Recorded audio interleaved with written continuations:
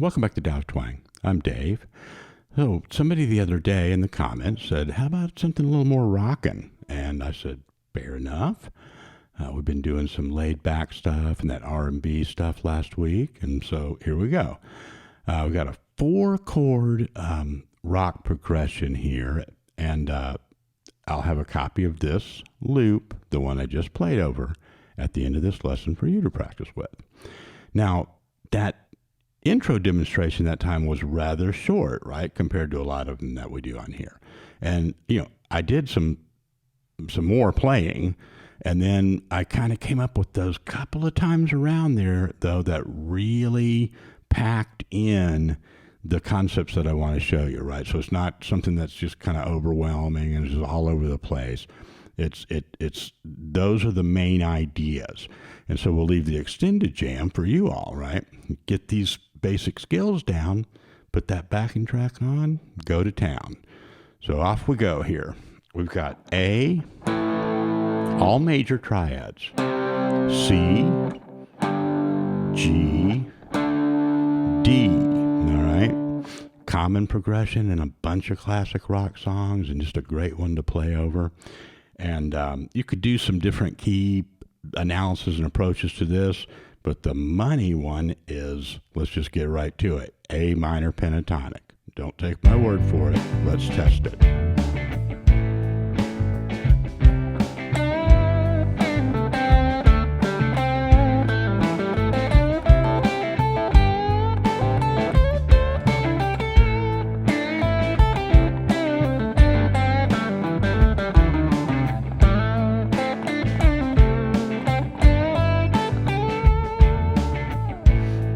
Yeah. Now, I tried to test it out, a couple of different ways, like, all right, see if it worked kind of up here and, move around. When you have a good theory or a hunch about what scales you're going to use, and sometimes it's just trial and error, right? I'm kind of, moving this along today so we can get to the fun stuff. But, try different stuff out. And when you find that one that works, just, try to fit it in there in a bunch of different ways. And that one works out really well. You can almost kind of do whatever you want with that A minor pentatonic. And everything I played in that intro was A minor pentatonic, with the exception of maybe like 1 or 2 notes. And I'll show you what I did there. I just kind of went out of that main pattern a couple times to hit certain triad chord tones, okay? And I'm going to tell you what those are. Really, I think the only time I played anything that wasn't included in that sequence right there of the A minor pentatonic was this note a couple times, which is the 3rd of the G chord.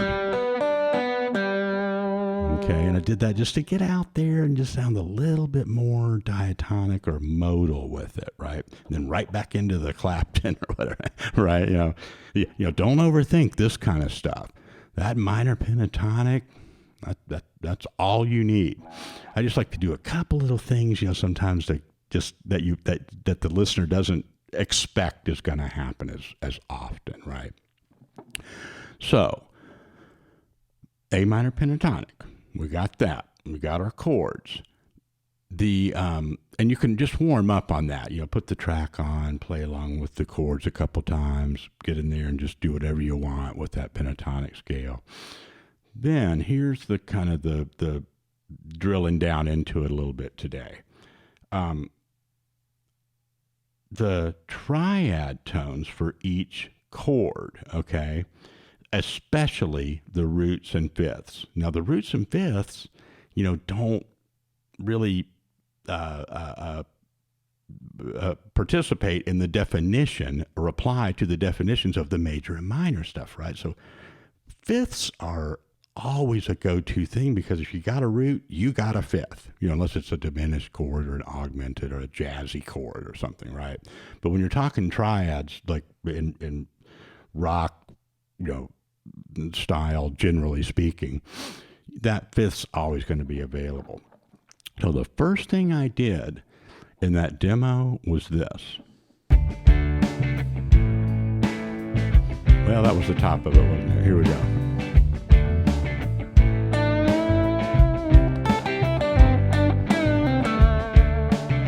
something like that.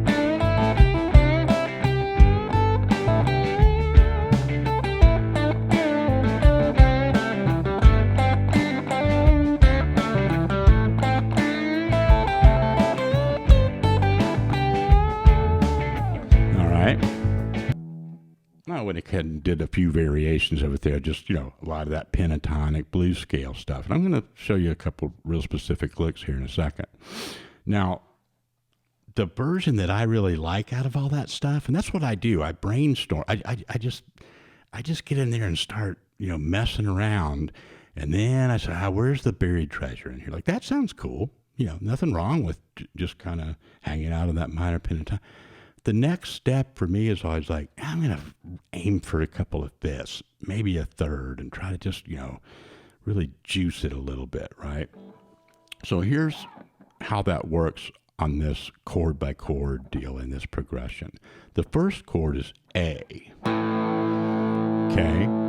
So our triad for A major is now. Conflict right away. That's a major third for A.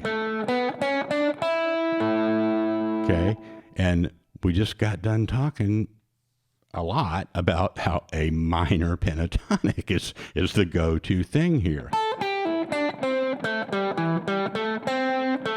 Doesn't mean you couldn't use that major third, but I'm skipping over that. I'm trying to keep this in that rock, blues, Clapton-ish kind of feel, and that's, there's a place in this progression where we can use a major third.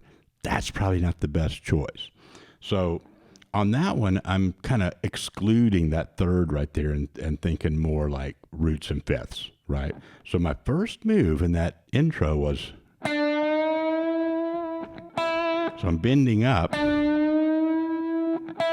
this note, which is E. Okay, so A.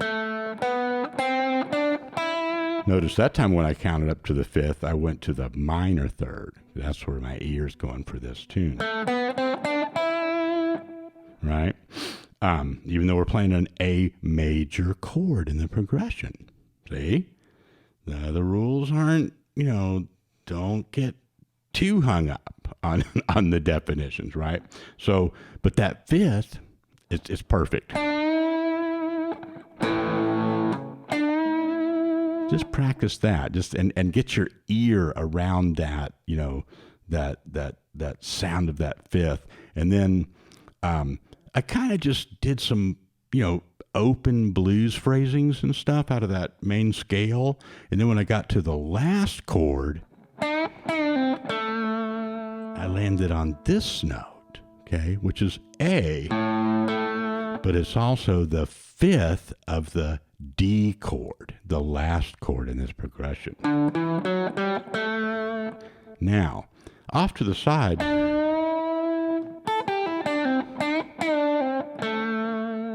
that doesn't sound bad, but it almost sounds like, that just sounds like a lot of A root stuff, right? Yes, but when you put the track on, listen to it in the context of those chords. It's just the same notes. It's still a simple lick, but it sounds deeper.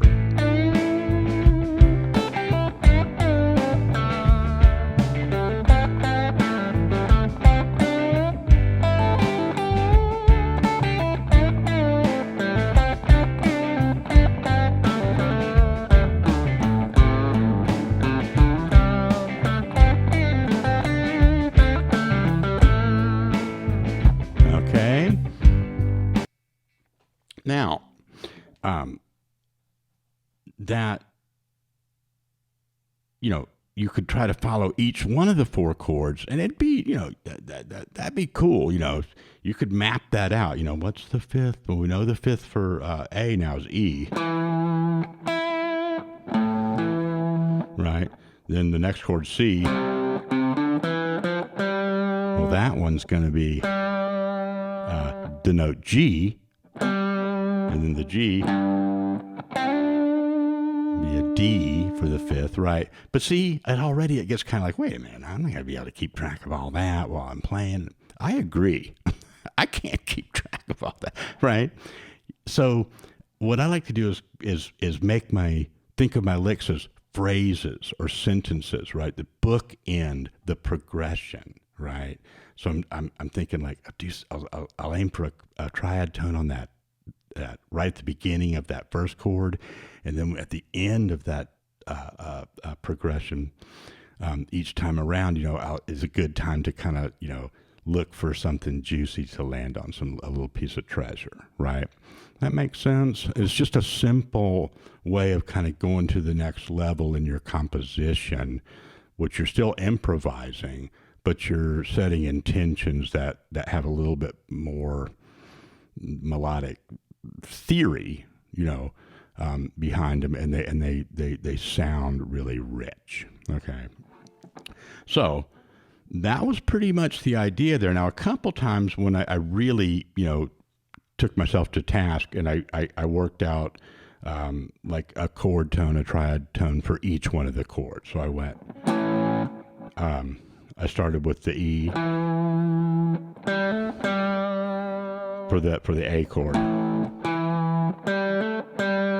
then when I went to the C,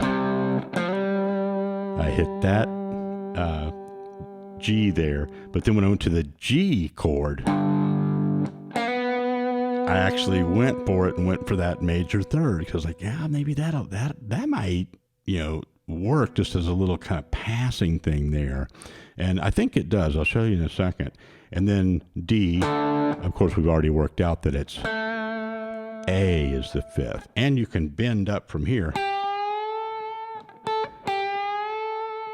Right? Okay, so licks like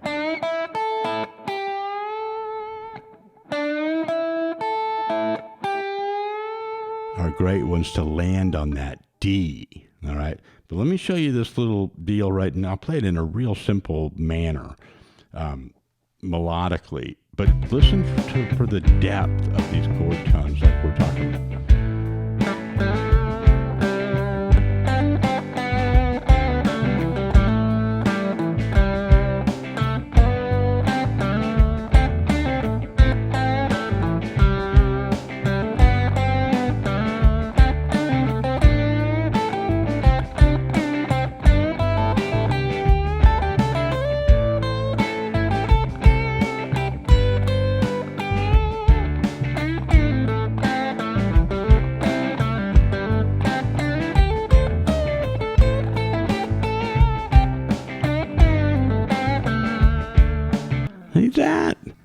That really,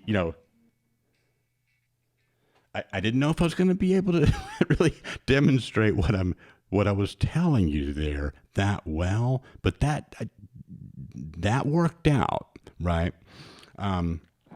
So the last little thing here, you really want to have some fun, work out just a couple of your runs.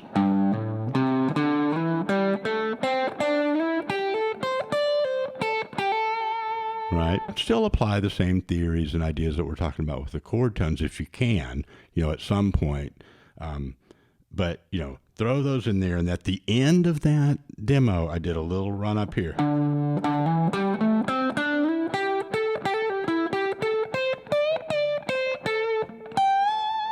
Notice again, I ended on A, the fifth of D, but I went all the way up, and so I did something like...